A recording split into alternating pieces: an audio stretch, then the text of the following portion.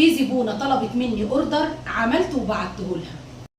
بعد المندوب ما خرج من عندي بحوالي ربع ساعه بالظبط تليفونه رن عليا وهو ماشي في الطريق رايح لها بالاوردر. فرديت على التليفون لانه كان رايح حدائق الاهرام، الزبونه دي من حدائق الاهرام، وانا يا ريت تشوف الفيديو ده.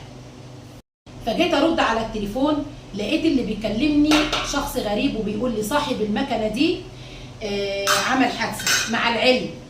مع العلم ان الشاب اللي رايح لها بالمكنه ده انا مش هتكلم كتير عنه، يمكن يكون هو لان اكيد هو مش هيشوف، هو اكيد هيشوف الفيديو ده، فانا مش حابه ان انا اتكلم عنه كتير لانه ممكن ما يكونش حابب ده، بس يكفيني ان انا اقول لكم ان هو شاب وبيدرس وبيشتغل يعني مكافح. فلما الراجل ده اتصل بيا طبعا اتخضينا جدا وجرينا على السكك وعملنا اقصى ما في وسعنا ان احنا نروح ونلحقه. مش عايزه اقول لكم كم البهدله اللي احنا اتبهدلناها، حكومه واسعاف ومستشفيات واقسام، لانه طبعا خابط ومخبوط. فهي الاوردر طبعا المفروض ان انا كنت مكلماها وقايله لها الاوردر اتحرك ومدياها رقم المندوب. فاتصلت تاني فقلت لها ايه التاخير ده كله، اسلوب بقى مش عايزه اقول لكم عامل ازاي. ايه التاخير ده كله؟ قلت لها على فكره المندوب عمل حادثه واحنا دلوقتي على الطريق بيه.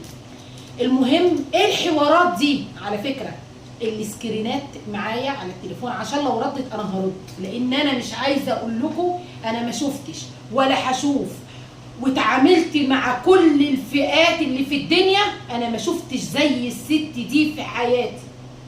فلما بعتت رساله هي كلمت المندوب فرد عليها الراجل، كنا احنا لسه ما وصلناش عنده، فرد عليها الراجل قال لها صاحب التليفون ده عامل حادثه ومرمى على الطريق. راحت بعتالي انا رسائل، والرسائل النصيه معايا زي ما قلت لكم، بتقول لي فيها ايه كميه الحوارات دي؟ انا يرد عليا مره المندوب وبعد كده يرد عليا واحد ويقول لي عامل حادثه، انا عايزه فلوسي دي اللي هي 150 جنيه. فاضطريت وانا ما كنتش عايزه اعمل كده ولا حابه اعمل كده ابدا، صورت لها المنظر وبعته، والله صورت المنظر وبعته، انتوا متخيلين؟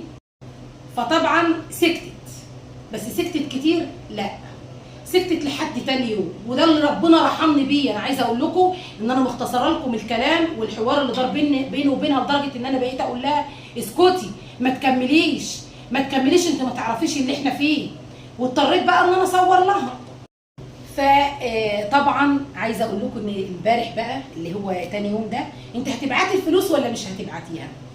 فانا بس كنت حابه اوصل لها ان انا وانا بكلمها قلت لها احنا ما كناش فاضيين، وطبعا والوضع اللي احنا فيه، وحضرتك ليكي